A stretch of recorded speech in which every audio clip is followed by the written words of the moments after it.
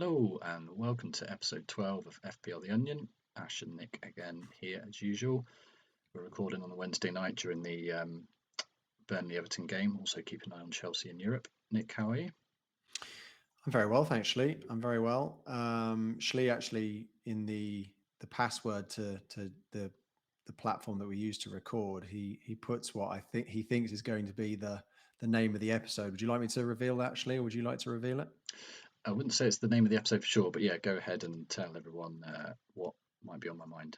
Well, Shlee sent me a message, as he always does, to say this is how you get into the video conference, and the phrase was "lost my mojo." So I came on thinking something terrible had happened.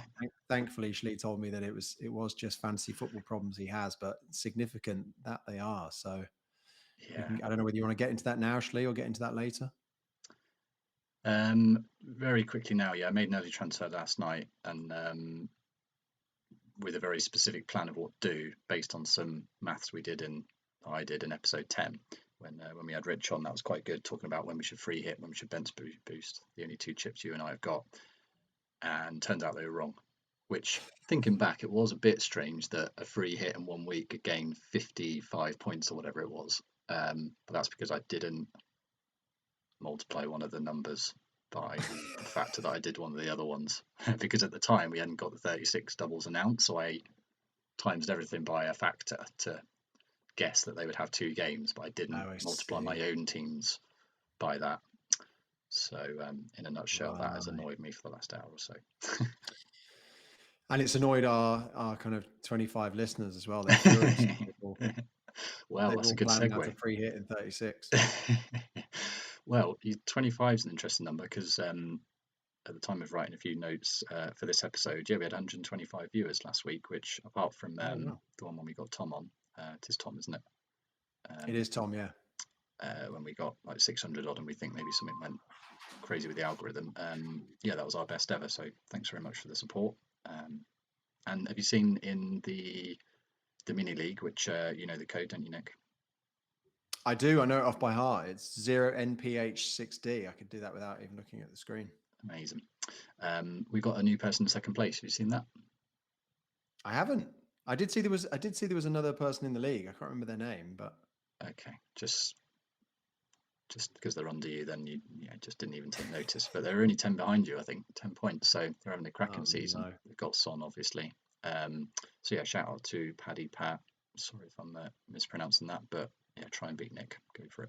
Welcome to the league. Yeah, and I will just say, because I do notice, and it's funny because when you watch other content creators, because that's what we are now, Shlee, we are content creators officially. But when you look at it, and they're like, we've got 10,000 people watching, we've only got 4 likes, and I do notice that when we've got 125 views and only 4 likes. So if you are listening to this or watching this, please do like and comment. It does help us a lot, as it has helped many other people before. But we are trying to grow it.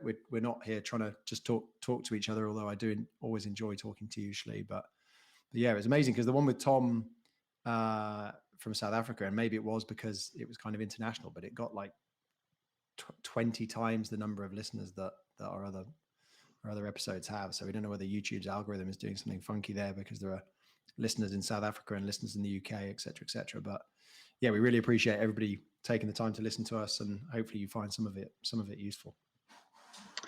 Agreed. What's that crazy noise then?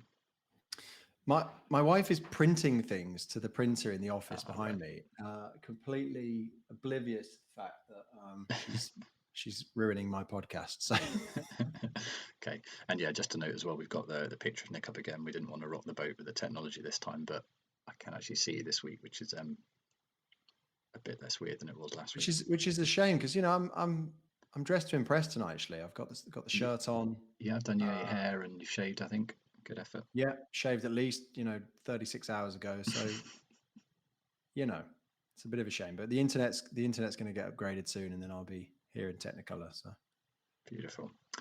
Right, your week last week. I mean, speaking of interesting transfer options, you did a bit of an interesting one, didn't you? Do you want to talk us through this? I've really been looking forward to talking to you about this, Shlee. Mainly because you were sending me messages about how annoyed you were at certain times over the game week. So I took a -4. I had 2 free transfers, so I made 3 transfers. I wanted to bring in. There was so much noise about Cancelo and James, and it was just that fear that either one of them could have got a big haul. They both had really good fixtures. Man City obviously had Burnley away. Chelsea had Brentford at home. We weren't to know that Brentford were going to absolutely destroy Chelsea at home, which was obviously a very strange result. But I just had this fear that I didn't think that both of them were going to play necessarily. I thought they could. I did think there was a chance that either of them could miss out. And obviously it was James who was benched.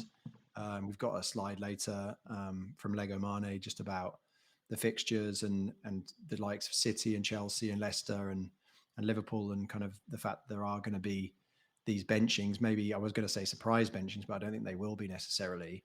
But yeah, obviously Cancelo played. That was great. It didn't do much in a pretty routine win for City in the end.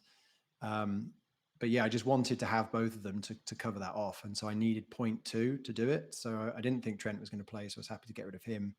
But in order to go Trent to Cancelo and Size to James, I needed 0.2. So I was looking around the team for where I was going to get that from.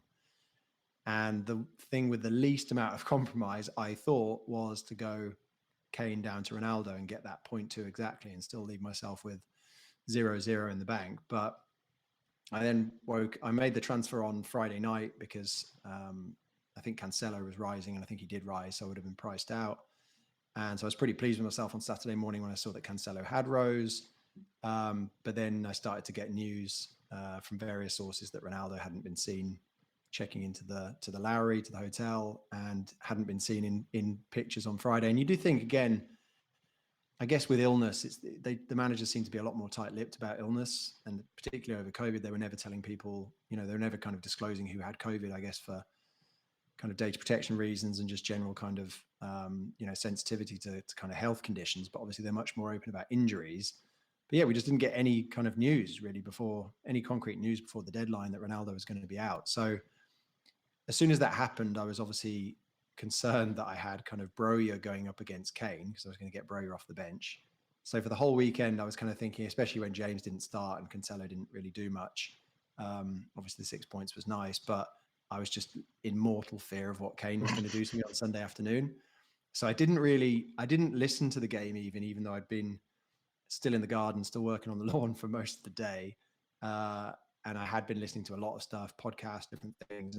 But I chose not to listen to the Spurs game just because I thought it would be bad. And in the end, actually, when I did check the score, it was great because Son was scoring. Kane, when I checked, I think for the first time, Kane had just got a yellow card. Yeah.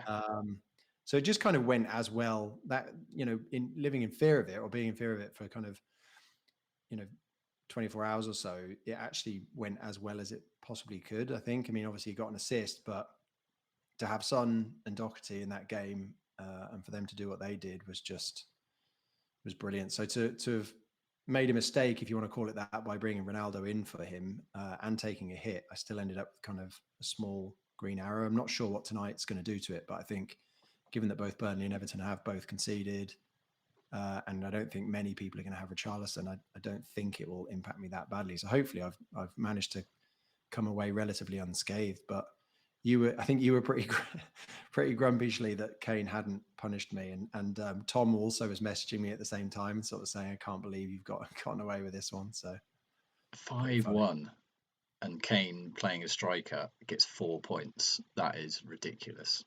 I know, and apparently by all accounts he was amazing as well. Yeah, James is saying best player on the pitch.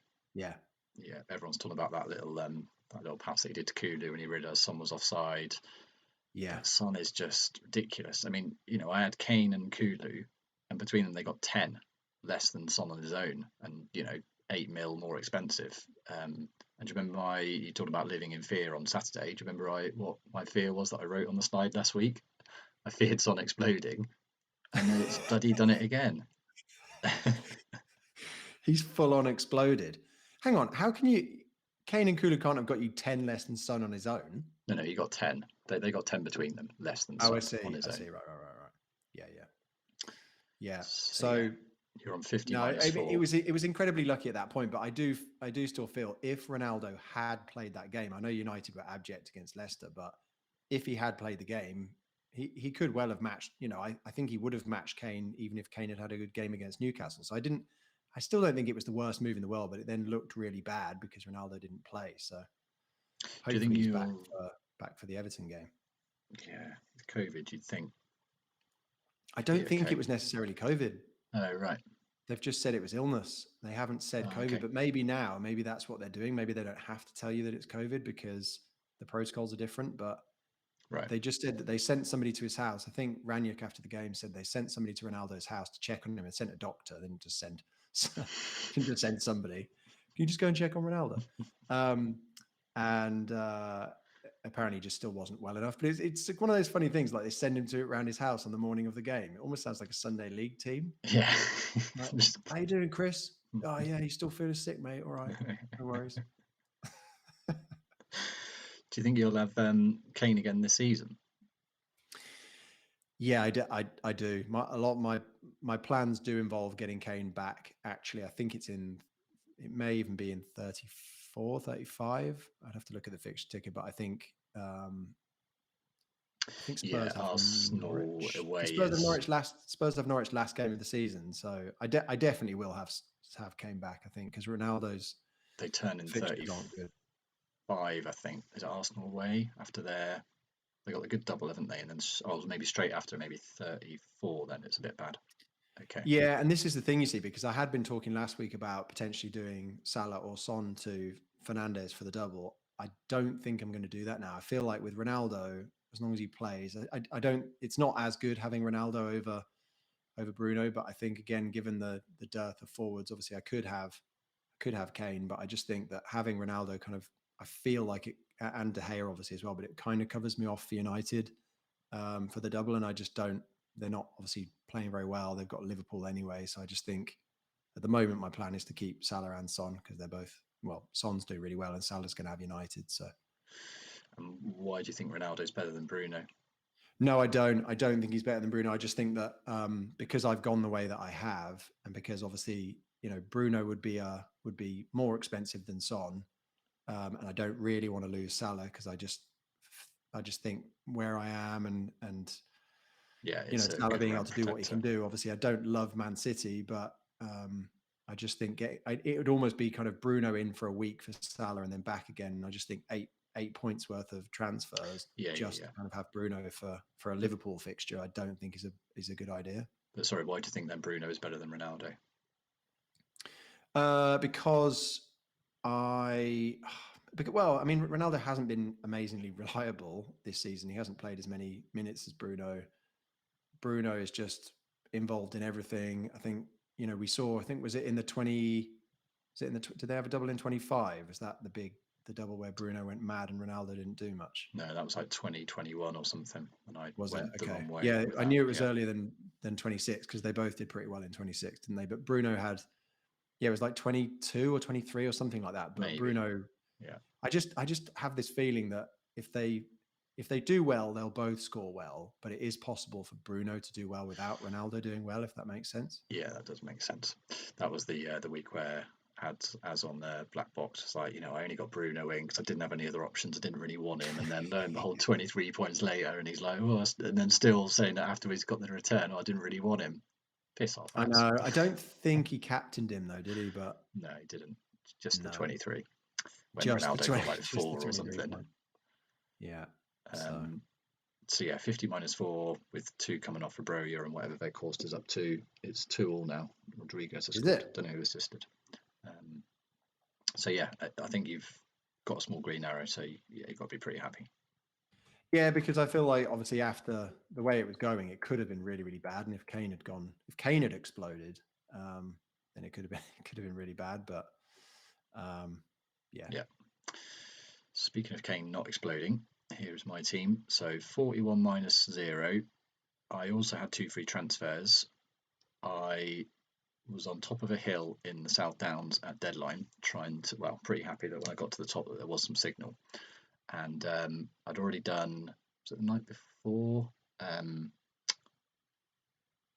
8 Nori to Robertson.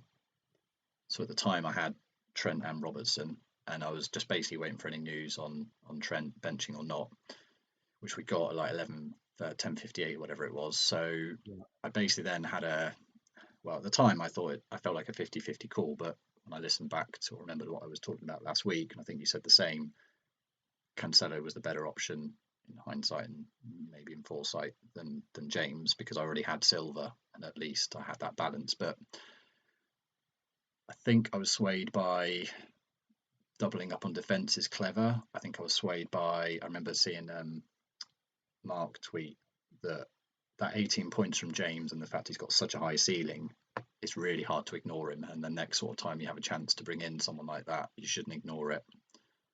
And I was also swayed by the fact that their fixture next weekend, and we'll come to this theme maybe in this episode, that you shouldn't look that far ahead at the moment, one game week at a time for sure, was better, and therefore I thought he was better than Cancelo, and that 6 points would have been massive this week. So Silva playing the whole match and getting 0, and James coming on and getting 0 was not good. Glad to get Robertson's 6, but then losing Trent maybe now that he seems like he's back is a bit frustrating, and the Harrison second sub for 9. I mean, only in a 1-1, maybe there could have been more goals there, but that was a bit annoying. And I did say on the pod last week that I felt a bit of loyalty to him after he did well for me in 30. They did have a good fixture. Yeah. But I don't think I'd ever probably would have started him. But it's one of those where had I done nothing, I would have done much better, because Harrison probably would have dropped him. So bit of a stinker.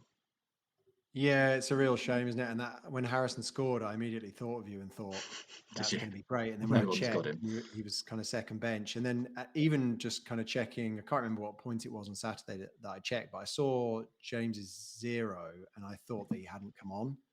Right. So I thought you were going to get Harrison off the bench. But it's so hindsight, obviously, we're all hindsight merchants in FPL, but you look now at these Chelsea fixtures, I think maybe that big fat Brentford at home fixture just pulled the wool over everyone's eyes, because then when you look at the rest of their fixtures, obviously Southampton away is fine as well, but I don't know whether he's going to play that game because it's either side of this Madrid game.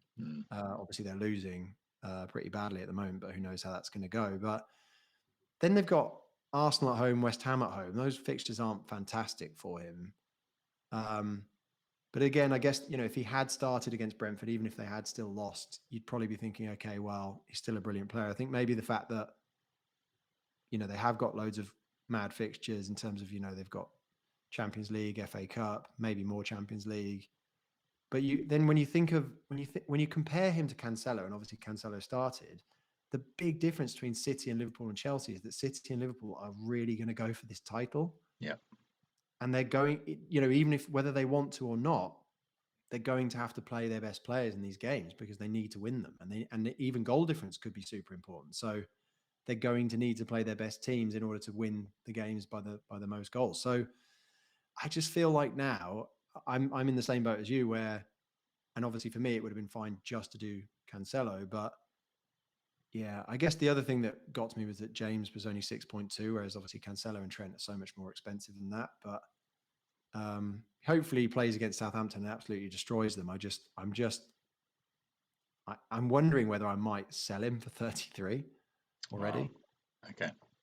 Well, I'm definitely not going to be holding Silva, I don't think, long term. And if I do bench boost in 33, I'm not massively confident that both are going to start. That would be a bit annoying on bench boost to lose one of them. But yeah, and I think Silva started tonight as well. I'm not sure how to read that, because in the past he's not played all the Champions League games, but he's been pretty ever present in the league. So next week is going to, my mind is pretty frazzled this week, but next week I think it's going to be quite big as well.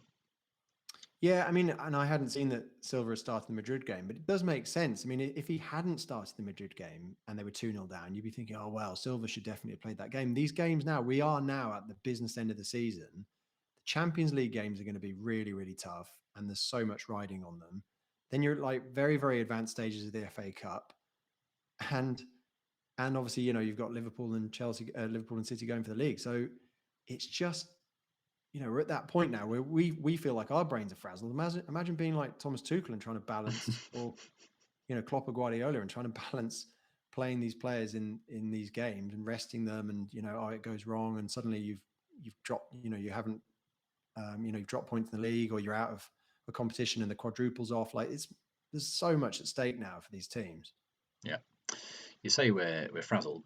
Didn't ask you, as we normally do at the start of the show, what you've listened to this week. We were talking just before we came on that both listened to part of The Wire, and yeah, I know you slagged him off a bit last week, but your best mate, Late Riser, he was on form this week for sure, and those guys were. No, I mean, you say I slag them off. If anybody feels like I slag them off, I apologize, because they are obviously amazing at what they do, and they're brilliant on the pod. I just thought it was funny because normally Late Rise is really, really good at explaining things. He was just trying to explain. Maybe it was me. I mean, Zophar was like, I understood it. You said you understood it. Maybe I just didn't get it. But no, I listened to a bit of The Wire this week, and they were great. And I think as you told me, Late Risers got Richarlison this week as well. So he just keeps making great moves. It'd be interesting to see where his rank is now, because it seems like he's been making great decisions for the last few weeks. So I want to say he's about 5k. I think he's doing pretty sweet. Yeah. Did you see that Magnus captained Calvert-Lewin? Yeah, I did hear about that, because I listened to a little bit of Black Box before we came on, and okay. Yeah, he's, again, I mean, they were focusing on the fact that Salah hadn't punished him, but I was just like, I guess there's still 45 minutes to go, but yeah, he hasn't done much so far in this double game week. And I think that underlines again that lesson that we all need to learn, that we're all so focused on these double game weeks, but you've just got to make sure that you're picking good teams against, with good fixtures in the doubles, because there's so many of the big teams with single fixtures, the likes of Spurs and even United and Arsenal, who haven't got other competitions that they're going for, that even in single fixtures, I think will comfortably outscore double game weekers. Yeah, it's true. What else have you listened to? Bit of Black Box. Why listen to Planet FPL? Planet FPL, yeah, I listened to Planet FPL. It was nice to have Sudge back. Yeah, Monday evening, Monday afternoon. Yeah, James is so good now with the fixtures and explaining that stuff, and it's lovely because he's getting a lot of credit on all the other podcasts now. Like, I think Zophar mentioned him. Zophar credited him, and I mean, they're obviously mentioning other people like Legamane and Ben Crellin as well. But it's just really nice that Planet FPL have kind of seemed to have reached that tipping point now where they're getting credit from all the other content creators, and I'm sure their subs are increasing all the time. So good for them. And sorry, the reason I brought up the podcast was just to finish my point. You're saying we're frazzled, but those guys didn't seem frazzled at all. They were just twittering on, every team coming up. Again, saying beforehand that they went through like 16 of the teams in detail and skipped 4, and they were just blasting off loads of names. And I was like, this is brilliant. There's so much to think about. Although I do think that sometimes when, especially when Late Rise, if you like wind back an episode and write down every transfer he's considering making, he must be having like minus 16 every week if he actually went through with it all. Which I suppose is good. You've always got so many at your fingertips, but he's tempted by, he's talking about getting rid of Saka and focusing on all these different teams, and then Zaha's going to pop in here and Fraser and Cher are going to come in. It's like you can't do that every week, mate. Yeah, he's only got like, I don't know, 7 free transfers left or something. Yeah. But yeah, really interesting. And just before we move on, so annoyed with that blimmin', what was it, 0.01 XG Rudiger goal. And of course, I could have got him in when James got the 18-pointer. I didn't, and got silver, and he comes up to get 6 more than both my Chelsea defenders, which is pretty annoying. Pretty indicative, though. I mean, obviously he slams one in, but he got 6 points total, and you get 6 points for a goal. So again, just the luck of that. I mean, there were so many zeros across that Chelsea defence, weren't there? Yeah. Okay, Mikkel's done his stuff. I mean, this is probably going to become less useful now after this week, because we're pretty much settled, aren't we? We had the 36 and 37 announcements, and we might come back to this, but it just sort of reflects the uncertainty now with Palace, Villa, Wolves, City, West Ham, where their fixtures are going to go.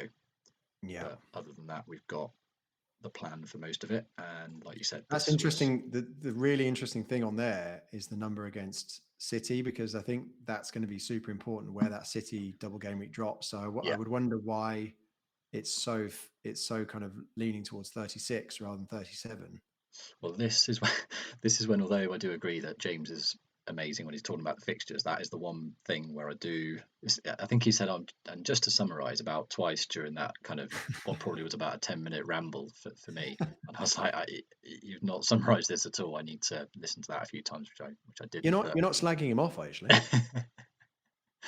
But this is where having it written down might help. So what is it? Lego Mane's notes here, which I've kind of crappily put in the bottom right, describes when that City fixture might come, and it's primarily dependent on West Ham in Europe, isn't it? What? And so if West Ham almost need to like beat Barcelona in order for City to play in 37? No, I think it's to do with them. Here you go. What does it say? Wolves, City, and West Ham, Man City in 36, 37 depends on City's FA Cup final and West Ham's Europa progression. Yeah. So West Ham bizarrely are partly in that because of the scheduling. But so I guess Mikkel Tokvam's thinking that City will make the final, even though they've got Liverpool. So I guess that's not. Again, I just think I find it interesting. I mean, maybe it's based on both. Maybe it doesn't matter on. It's kind of dependent on City slightly, but actually, if again, I'd love to know what's going into his numbers. Yeah, does he think that it's likely? And I'm guessing he's using bookies odds and things like that to probably come up with it. But maybe it requires West Ham almost to get to the final of the Europa League for. It requires James to come on and tell us for 10 minutes. In summary, and then 10 minutes. But in terms of me making a boo-boo this week, probably that City fixture where it falls is actually maybe the thing that might get me out of a bit of a hole, because I'm not actually sure where I want it to go. I think I wanted to go in 37. So unfortunately that doesn't look likely, 14% rather than 85%. Because if I'm going to use my free hit now, spoiler alert, I think it might be 37. Yeah, my biggest thing, I think I said to you on text this week, was all of this stuff still means, because this stuff still isn't final, that if you can save 2 free transfers into 33 just to get a bit more information about, we're going to have, we will have the second legs. Yeah, we'll have the second legs of the Champions League and the Europa League before 33, won't we? So I think having that information, for example, if Chelsea go out, there's no way that I'll sell Reece James. Yeah. So that sort of stuff is super, super important to get before you make, before you kind of crystallize your transfer plans, I think. Yeah, agreed. No, you're right. Wish myself last night at 10:30 had thought that, but there we go. But just to say very quickly, Shlee, before you move on from this, again, if you look at this, I know I was talking about it earlier, but look at the teams that are still involved in Europe. Yeah, and how many games they've got. Yeah, it's just insane. And so you could look at this. If Chelsea do stay in Europe, I tried to do this earlier with Reece James and just thought, okay, does it mean he's going to play Southampton? Did he start tonight, Reece James? Did you see? Yeah, right wing back in a back five. He's wing back, not right back. Right. So then you say, okay, well, and is Azpilicueta in the team? He's playing left wing back. So I quickly saw on the formation. Yeah, it might not be right, but yeah. Yeah. So, it's kind of 50-50 whether he's going to play Southampton. Again, when they're losing, it's doubtful they're going to just start taking players off. Like, we'll rest players for Southampton in the league. Yeah. Then they've got the FA Cup. Then they've got Arsenal. I mean, you just have no idea whether these players are going to play these games. Yeah. And if they're still in Europe by 36, they've obviously got that double. But I think James was saying that those games might be Tuesday, Thursday. That's right, yeah. Wolves and Leeds. I mean, it's just absolutely mad. And so the only player I'd be confident would play both those games would be Mendy. But even, when Chelsea have got Kepa and they have played him occasionally, there's no guarantee that Mendy's going to play both those games either. So I think if they somehow turn around the tie, I think I might sell James in 33 to make my bench boost team work. And then I don't think I'll be getting any Chelsea players for the rest of the season. Yeah. I might get Havertz in 38 for Watford, but that's about it, I think. You just can't rely on it. Yeah, it's fair. Yeah. But who'd you get? You go right down, or you go Laporte or something? Well, no, City. Well, for the bench boost in 33, I'm thinking of Share. So James down to Share for the double, and then they've got Norwich in 34. Yeah. So it kind of is make or break on my bench boost, but I would basically be getting 3 Newcastle players in for 33. So Shares, who I did last night in my early transfer, and Right. I'm hoping that he's actually nailed. I mean, I know he scored, and he's been on free kicks, and was it what was another goal? Or Cornet scored. Bloody hell! Did mention him last week. So that's 3-2, a goal, 85th minute. goal and assist for him. Nice. Weren't you thinking about getting Cornet? I just said that. Yeah, thinking about it last week. Bummer. But he didn't even start the first game because I think he had a knock against City. And I don't think he's the greatest at tracking back, so maybe that was part of it. Yeah. Yeah. So Share his X minutes on Scout rate my team are quite low, and I tried to figure out if he was sort of first choice because it's him and Burn at the back, isn't it? And it's like the Cells and loads of others injured. I'm hoping he is, but it's just one to watch because his X minutes for 33 on rate my team were like 50 or something, as if they were not confident he was going to start, which is a bit strange. That is very strange because I feel like he's been pretty present in that team this season. I'm just looking at it now. Yeah, I mean, was there a big injury around 19? I mean, he missed game week 18. Right. I'm guessing was that yellow cards? Yeah, No, sure. it wasn't yellow cards. But since game week 19, he's played 90 minutes every single game. Okay, well, that's fine then. It's a bit of a strange one. Yeah, I think he is. He's definitely first choice. Okay. Yeah, I think that's a good shout. And like you say, that Norwich one straight afterwards before it turns horrible. But then that's free hit territory, and he's going to be on your bench. And those 3 home games, I mean, I've bought him in this week, and he's probably going to be second sub at the moment. But Wolves at home, and then Leicester and Palace all at home. 3 games at home is decent. Yeah, exactly. So I mean that's today I had a bit of a wobble where I was looking at bench boost 36 and kind of just building transfers towards that bench boost in 36 and then free hit 37. But the reason why I've kind of cancelled that out again, because the thing about the free hit in 37 is there are teams there that have good doubles like Everton and Villa, who you don't really want them any other time other than just for Palace. that week. Yeah. So I do quite like the idea of free hit in 37. And the thing is, if I bench boost in 33, I could, as we get closer to it, decide whether to free hit in either 36 or 37. But the thing that made me not want to bench boost in 36 is the forwards, because I've got Broja and I've got Weghorst at the moment. Broja, Southampton don't double in 36, neither do Burnley. So in order to get the maximum number of doublers out, I would, especially for that bench boost, I'd need to make quite a few transfers to get rid of Weghorst, Broja. And the thing is, the thing that really, because I was happy to make those transfers, but who do you get? I mean, Cucho at Watford, because they have to be cheap because of Weghorst and Broja. Yeah. Cucho at Watford. But then after that, I couldn't think of another forward who's doubling, who's cheap, who I would possibly want for 36. And that's almost what made me stop thinking about it. Yeah. Iheanacho is probably the cheapest I can think of, but 6.5, whatever he is not necessarily cheap. And not nailed as well. So Pookie, but he's 6.5. Yeah, I agree. Next week, bro. Yeah. Again, what reeled off Late Riser's tongue was that obviously I knew he's not going to play against Chelsea, but him just saying, and therefore he's going to have 2 weeks of rest is going to be handy. So he's definitely injury. He's definitely going to play those 2 in 33, and for 5.3 or whatever, it's a bargain. Yeah, and he's not been doing anything, and neither has Weghorst. But actually, just the fact that because it is a bench boost, you want, there's a bit of COVID around and everything else, but you just want to maximize the chance of them doing something. So really, even though Weghorst and Broja both have double game weeks, and I also have Ben White as well with Arsenal, he's got a double game week. It's not the best with 2 away games, one of them being Chelsea, but he again is a cheap defender. So I think my bench boost would be Broja, Weghorst, and Ben White, and then Dubravka or De Gea, whichever one you like for those. So it would be I'd have single players in my first team, but they would genuinely be in my team over those players that I've mentioned. So yeah, we'll come on to your bench rankery in a bit. I did notice you did a bit with the goalkeepers, but otherwise it looked pretty honest. I think I can defend it.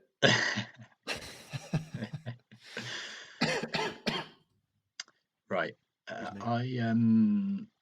Over the weekend I was thinking that you can't have all 3 of these guys on Salah and Kane, which I know you had and could still get quite easily, but it's really hard for me to do it. And so I wanted to put this together just to try and think. Like Son, obviously, I was fearing him exploding last week. Is he more important than Kane or Salah? Say, which of these two are the most important to have out of the three? So I just looked at a few different things. Because one thing I do have in the back of my mind is selling Kane for Son and getting someone like Iheanacho or Tony to replace Kane. And the fact that Son is cheaper than Kane means I've got money to put elsewhere, which helps with my low team value. So I just wanted to have a bit of a reminder of what they're doing, and this sort of links in with what Luke Disable would put on Twitter. I think they were name dropping him quite a bit, talking about his stats actually being really solid, and this is what this suggests as well. So the table on the left is their fixtures recently. Salah's had one less game, but they've had really good blue fixtures. They all had a double in 29. The only difference is in 30 Salah had a blank. One of the interesting things as well, though, and again annoyed that I didn't sort of see this coming, was that Son and Kane, they had bold fixtures on my thing as well for conceding against teams that like to concede 10 points. So that Everton and Newcastle game were both bold, whereas for Salah none of them were. So maybe the writing was on the wall there a little bit that he was going to get outscored Salah. Middle table's FPL points, and the key numbers at the bottom, the number of points per game. Salah's on 4, whereas Son and Kane are more, well, almost double that. Yeah, and does that take into account? Yeah, it does, because points per game. Yeah. And I had in my head as well that Son has absolutely been beating Kane recently, but actually he's only outscored him in the last two. I had in my head it's been longer, but yeah, obviously the last two have been by quite a lot. And then on the right is the underlying stats, non-penalty XGI, which actually shows that they've been quite close. Yeah, Salah is slightly behind 0.6, Son 0.7, Kane 0.82. So that suggests that Salah is underperforming. And then the heat maps as well, just lastly, Salah's on the left. He's the most advanced of them all. Well, maybe Kane on the right a little bit more. But Son is really interesting. He's all over the place. He's taken a lot of corners on the left-hand side. But other than that, you'd think, where is he playing and how has he got that many points? But I guess that's him countering and maybe being deep quite a bit, and then just with his pace, just blasting forward. Yeah, it doesn't, and it Son's map doesn't even seem to take into account where he finished from the other day. He took it down and then finished it with his left foot. It's just like that purple patch in the middle of the penalty box, but that's where he was, wasn't it? Right in the middle of the 6-yard area. Yeah. So that's why I was asking you about, would you get Kane back? So that's interesting you would say, yeah. The one way of looking at that for me as an owner and being annoyed with him getting only 4 points in implement 5-1 is that he's 12.5. He's more likely to get assists. That is only one less than if he scores for a striker. Yeah. And he's just feeding Son, who is cheaper and gets more for a goal from midfield. So I am a bit torn about maybe whether to keep him that long term, because again, for my team value, it would be good to get rid of him. Yeah, but I think again, because I've owned both of them for some of these hauls, and the narrative a couple of weeks ago was, I'm going to sell Son and get Kane. Yeah, true. And you look at those scores, like if you had Son in 28, 29 and didn't have Kane, you'd be gutted. 7 to 13 and 5 to 14 is massive, and then 30 was great for me having both of them, but it's only a 2-point difference. And again, now it's gone the other way. But I think, Spurs look so good now. Conte's got them all looking confident, looking good. They're not in any other competitions. They've got good fixtures. I just think that, I don't know. I think that I'm not going to advise anybody to get rid of Salah, because again, almost kind of carrying on that theme, he could suddenly turn around and start blasting teams, and he is going to have to play because they are in the title race big time, and he's their best player. So, but apparently, he wasn't great last night again. No, I know. I do think he is tired, and I think that tiredness is only going to increase. I was thinking about this because it's only kind of being spoken about recently, kind of whispered that Liverpool could win, the quadruple this season. And I just thought back to when United were going for the treble in '99, and the number of different players who kind of stepped up just in the last, I think they didn't lose a game after Christmas, but they had obviously those 4 attackers like Sheringham, Solskjaer, York and Cole. They had players like Blomqvist who were coming into the side and doing well. Like they had an amazing squad and everybody was asked to contribute. So I think if Liverpool are going to carry on fighting on all fronts, I don't expect Salah to be able to do it all. And I think he is looking a bit tired. And then, you've got AFCON and things like that. But I think a lot of the stats, and I haven't listened to it yet, but I think Luke on Black Box tonight was going to, I think I'd heard that he was going to do an analysis to show why Salah is still, his stats are still amazing. And again, I don't love that City fixture, but I mean, all it takes is for Liverpool to get a pen and suddenly Salah's got a decent score. And then after that, their fixtures are good, and he is going to have to play those games. Yeah, it is annoying that fixture is that way round, because if I was going to sell Salah, it would be for this week to keep the risk low. Because again, LR raised, was it 3.5 goals on average between those two? But you'd think it would be pretty tight. No one wants to lose that game. Yeah, but I think it will be. I think it'll be super tight. But again, the fact that he's on penalties, as long as he doesn't miss it. Yeah, well, he's not the best penalty taker. Fabinho, I think, had got 17 out of 17, they said, before he took that one when Salah was off the pitch. So they've got a good deputy. Yeah, do you, how difficult is it for you to get all 3 of them? Because I know it's been hurting you not having Son. It's really difficult. I think I'd have to downgrade. Well, we'll come to that in a bit. Yeah. I think I would have to almost ignore the bench boost next week, because I would have to remove almost any money from anyone like De Gea down to Foster, Silva, Thiago Silva down to Share. I'm not even sure it'd be that much. And the fact I've got 3 of them as well, it has to be for Kulu. So I have to make 4 mil. That's the other reason why I stopped thinking about bench boost 36, because it basically meant that every single transfer between now and 36 was to get a double game week player in 36. Yeah. Just didn't feel optimal at all, because they weren't the best transfer to make that week. It was like, I'm making them so that I'm not spending too many hits to get a good bench boost in 36. And so the idea of when the bench boost is finally gone, whether it's good or bad in 33, then you can start taking money out of the team big time. And I have got a really cheap bench anyway, as we've just been talking about. But like you say, it's just so annoying having to compromise so much on the first team just because you still got the bench boost in your pocket. Yeah, and I think that just comes back to it is an annoying chip, and getting rid of it almost after the wild card, in hindsight, would have been better. Yeah, I'm looking forward to getting rid of it. Okay, quick look at captaincy for this week. Fernandez is top of the rate. My team.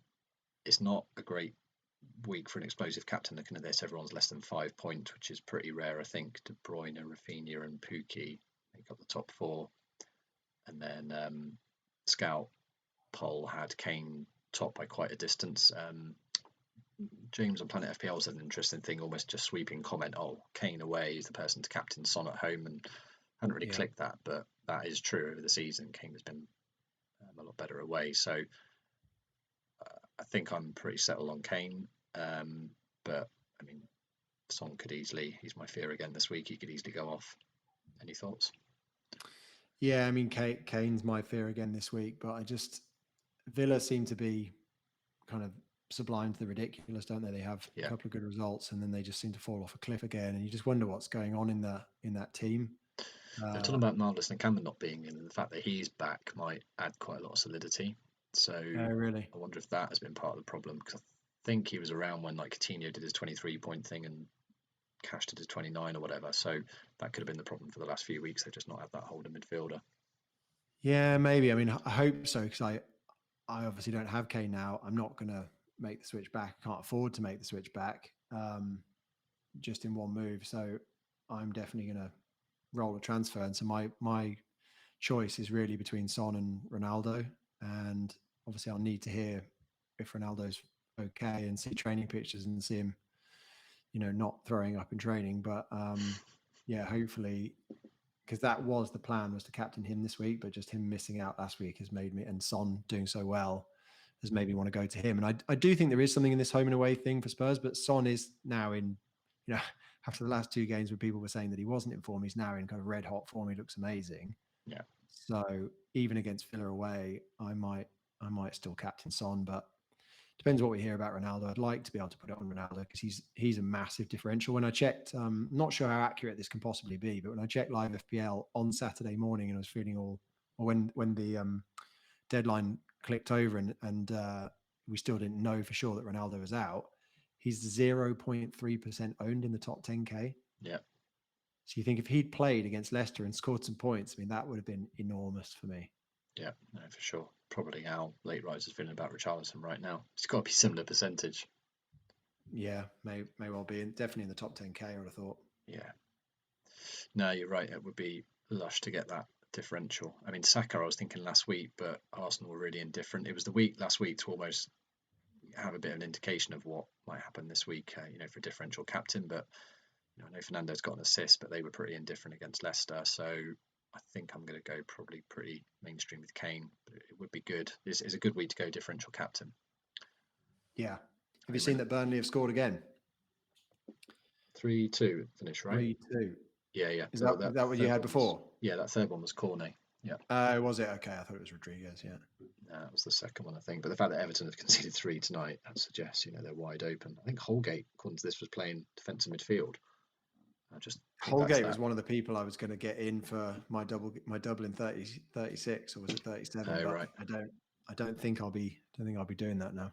That guy on Clash of the Correspondents on Planet FPL described him as like one of the worst footballers he's ever seen. Should never be anywhere near a Premier League team. So it's probably another good reason not to bench boost 36. They're in huge trouble now, aren't they? Yeah.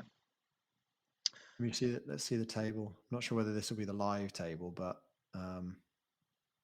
yeah, they are 1 point. If this isn't the live table, then Burnley have just overtaken them, and they're now in the drop zone. Oof, right. Wow. Right. This slide is obviously pretty confusing. So it's going to be pretty difficult for the audio listeners to understand. But this was what I was talking about earlier, where I've made the mistake in episode 10 when I did the maths. If you remember, in episode 10, I said free hitting in 36 and bench boosting in 33 was 40 points better than doing it the other way around. Now I've got my maths right, I think. I am saying the opposite by 33 points. The opposite by 33 points. Shlee, I'm bench boosting next week. I know, I'm very sorry. So what this is saying is you can get 135.2 points by doing the free hit 33, bench boost 36 plan. This is with my team, remember, so this will be different for every person's team. Yeah, it's obviously based on what your starting point is. But the opposite, i.e. what we're thinking of doing, only gives you 102.6, which, when I had my dinner tonight and realised I was really annoyed. But part of the thing that is actually telling you is that maybe that just free hit 36 is the wrong part to do, the wrong time to use the free hit chip. If you do it in 37, which is the last bit, and still free hit in still bench boost in 33, you get 114.4. Well, I think the thing that was so compelling before when you presented this was because weren't you comparing it to just if you had a normal team in that week, that's still what I'm doing. Chip. That's still what I'm doing. I'm taking the difference between your current team and what you would get with the chip. Yeah, which I think that might be another reason for the maths, is because now that we've got those confirmed doubles in 36, is that when I look at my 36 team without a chip, there are already, I think, 8 double Gameweek players. They may not be the best ones, but there are just so many doubles in 36, aren't there? Yeah. No, I know why my maths was wrong. It's not because it's partly because they weren't announced. It's just that I didn't apply that to the 2 bits that I'm doing one thing and taking away the other. But no, I think I have. I mean, it kind of makes sense. I mean, I've got 2 blankers next week for 33. So in that case, obviously free hitting on paper is a good time to do that. You wouldn't bench boost with 2 blankers. So that does kind of make sense. True. But again, you can make So I have 2. I had 2 blankers. One of them was sized. I've got rid of him, and I'm going to be shipping Ramsey for Fraser this week, or next week. But again, then when I when I do bench boost, I will have 15 players playing. So it is, this kind of maths is very, very difficult to do. And my planning is just, despite this maths, is saying I should still go for the bench boost 33 and free hit either 36, 37. Are you, because of this maths now, are you now going to change it round and free hit 33? No, partly because I did Dina to share last night. Right. And so if I then free hit next week, I'll probably be ringing in share anyway, and then keeping share for the Norwich game. Okay, but then after that, it's not great. But he is only 4.2 as well, and true. he won't double in. He won't double in 36, will he? Do they have any doubles left? No, don't think so. But then I would be bench boosting him later, which would be pretty crappy. Well, I could always swap him for someone else. I mean, it's only a -4 to undo it, but I still think we're going to go with it. On paper, definitely for my team, bench boosting in 33. If I just think about when is the best time to bench boost, 33 is the best. The problem is on balance, it would still be better, I think, to do that in 36 and free hit next week, just to maximise the free hit. But this doesn't include City's double. So even if it landed in 36, that might swing some of these points a bit more, and make a free hit 36 more appealing, which would increase that middle number quite a bit. I tell you what, I would, if I was at FPL Towers, I would be recommending that for next season they allow people to play the free hit and the bench boost together, because it would instantly make both chips obviously much more powerful, but it would also mean that you would use them both in 1 week. So it's like, would you lose out by playing them both in the same week? Could you maximize it by playing them in different weeks? But imagine being able to free hit 15 double game weekers in and then bench boost. That's interesting. Yeah, like you say, it's a risk to do it together, but you have the option to do it together. That'd be quite cool. Yeah. Anyway, so I think I need to do a little bit more on this, and happy to chuck your team into it because it doesn't take very long. And this is not optimized. This isn't the best free hit you can do in each week. This was just me chucking in a few, but I thought it was quite interesting. And it's made me think about things quite a bit. And then on the right, I know you've got your bench boost team for 33, but this is what I could maybe do for next week: 33 bench boost. Shares already in for Dina. He'd be starting. Fraser's in for Harrison, who's got a blank. So those are the two. I've already done one essential transfers to do for a bench boost. And then the thing I'd like your opinion on, and we can obviously chat about it next week, is next week I would consider doing Kulu to Son and Salah to Fernandes, which I can afford, and that would be for a -8, but that would give the Fernandes differential captain and would solve the Son problem. Yeah, but then would you get Salah back? That is one of the problems. I would have to -4 to get him back. But doing that for Fernandes when they've got that Arsenal game, I think it is 34, isn't maybe too bad. And then downgrading Thiago Silva or something, that's doable. And that's what it would be. It would just be a downgrade of Thiago Silva, and by that point you've used the bench boost, so you could go Thiago Silva down to somebody very cheap. Yeah, but I guess the problem is then, and this is what I was looking at with it as well, is that it's a -8 to get that bench boost team, then a -4 to get it back. So you've basically spent a -12 to get a bench boost. Yeah, and I don't have any City as well, is the other kind of thing. So I could just do Harrison to Fraser. And I'd be having Salah instead of Fernandes and Kulu instead of Son, and just cross my fingers for a second week that Son doesn't explode. I would. It's so difficult, isn't it? Yeah, but I haven't got to make that decision until next week, and that's part of the reason I did that transfer last night, because there's a 0.2 swing there, and this only gives me 0.5 in the bank, so I would have to monitor prices quite closely. And I could in just a way, sometimes we don't really talk about this very much, but I feel like sometimes I'm planning, and then suddenly I think, hang on, I don't need to make these decisions now. Yeah, and I kind of just let it go, because again, who knows?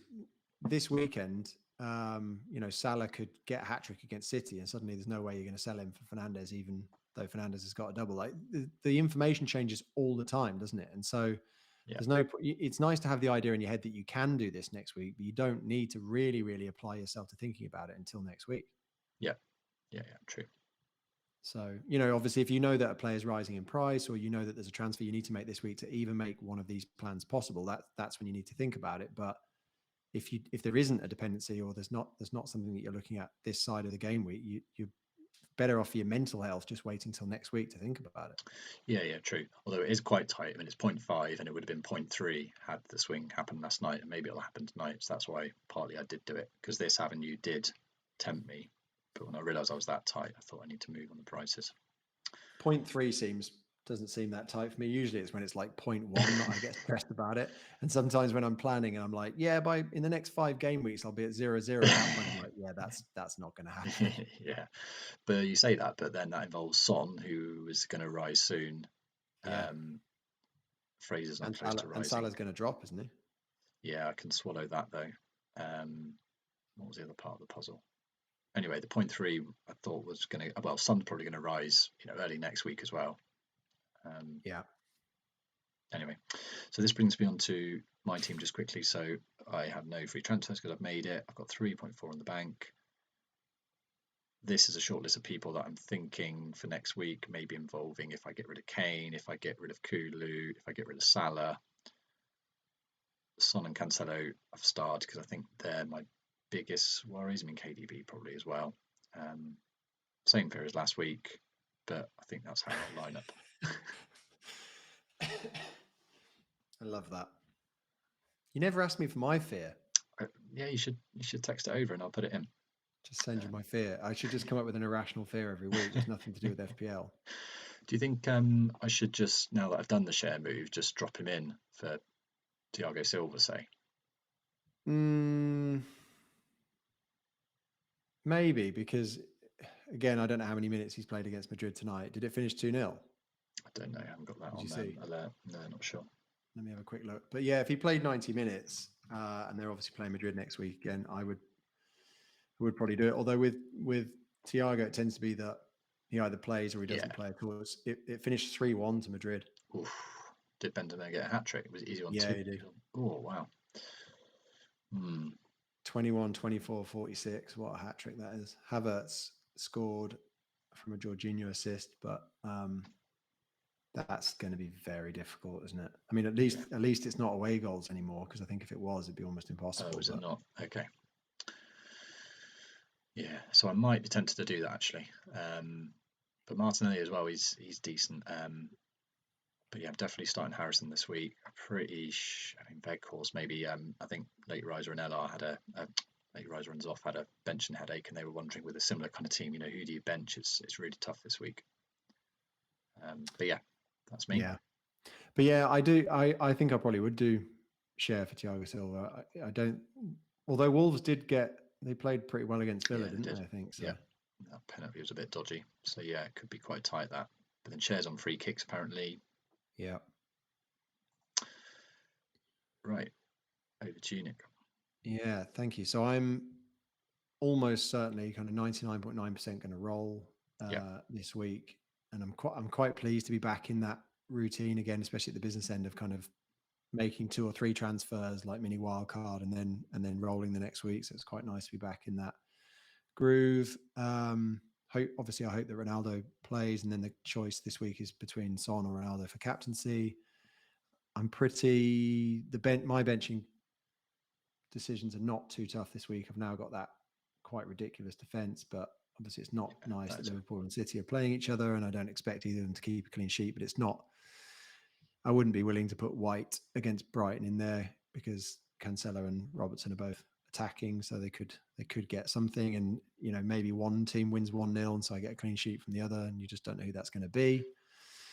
And then on the right, my bench boost 33 team, so this involves a -4, so another 3 transfers, and it's to bring in Dubravka for Foster, Fraser for Ramsey, who blanks in 33, and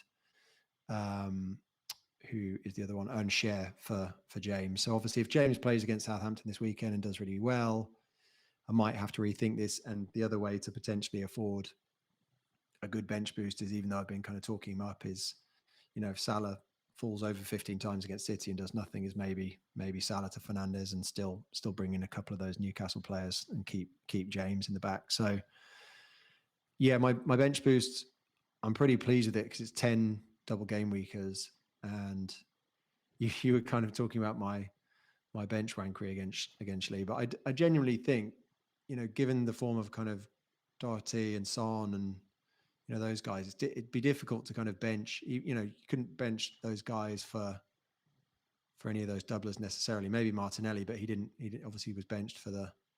No. My only comment was De Gea has predicted. I presume this is predicted points 5 versus 4.4 for Dubravka. That was it. It was. Right. Well, I mean, again, you look at Dubravka's fixtures though, and they're both home fixtures. True. But that's the lovely thing about the bench boost, right? You don't have to worry about it. Yeah, You're just sure. Got both of them. It was a very minor tongue in cheek.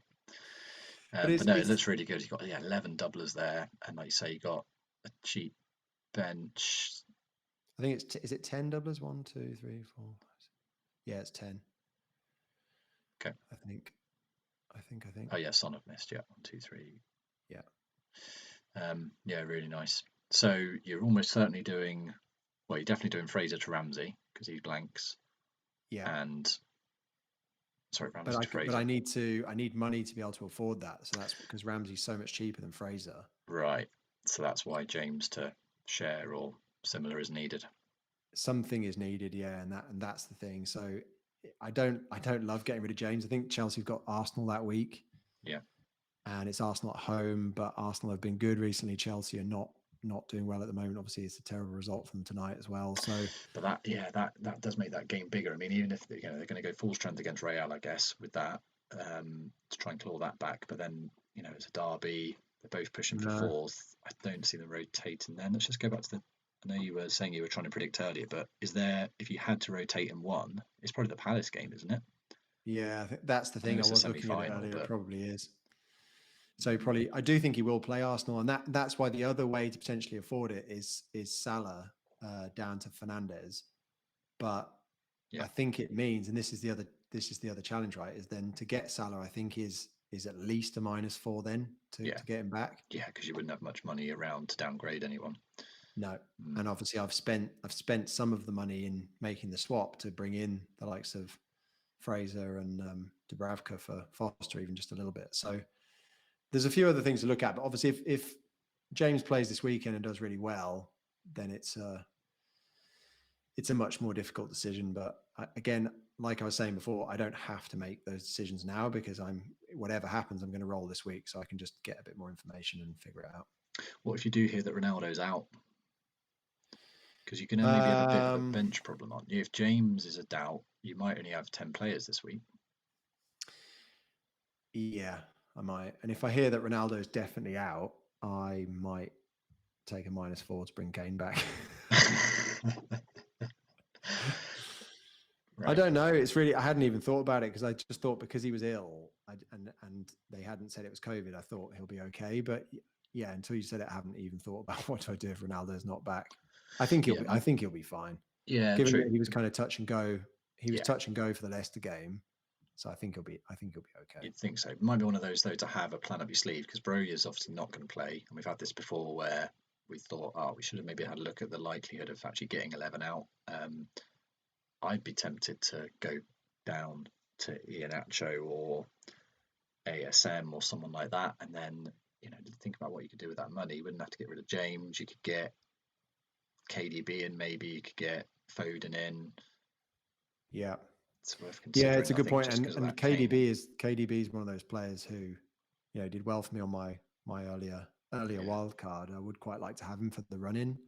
And it just is a different way to go, and it takes money out of the attack, doesn't it? So, you're thinking ASM just because he's got the Dublin 33, so it's just another. Yeah, kind of just pluck that out of the air a bit, but that sort of price, double. I mean, Tony's got good fixtures, albeit no doubles. Who else striker did I have on here? There's nothing. The strikers are just horrendous. Yeah, they this are. Season. Yeah, unlikely you'll need it, but so I'm just trying to get to this one to think about strikers. You'd want someone that doubles in 33. They've got to do something about it, and next season they just cannot have the strikers be as bad as they have been this season. Yeah. Adams. Yeah, potentially. It's quite a few options, middle price. I don't like Southampton at the moment though. They've totally fallen away, haven't they? Lacazette. Yeah, I've already got 3 Arsenal, haven't I? Yeah. Okay. Anyway, it does look good. I do not like the forwards at the moment at all. So it's kind of, for me, it's like Ronaldo or Kane or no one really. But again, you're right. I wouldn't go back to Kane this week because he doesn't have the Dublin 33. So I'd have to get a bit creative. But I think I may even, I think I would probably just chance it and just play White against Brighton. It's not very exciting, but I think I would just do that and still roll it. Yeah. Okay. We're at the end. If you've enjoyed the content today, please like, share, and subscribe as usual. Really happy with seeing the numbers last week, and the fact we're doing this only a couple of days before the deadline maybe won't be as good. But do join the mini league also if you've enjoyed this. Do you have any final words? No, just thank you again to people who are listening, and please do like it. That would be very, very helpful. And good luck with your game week, Shlee. It's not quite as exciting as last week because we're not really doing that much in terms of transfers or anything else, but I look forward to receiving your messages when you're annoyed about how lucky I'm being again. Let's see if there's more luck for Nick, and let's see if Son explodes again. Hopefully not. Thanks, everyone. See you soon. Bye-bye.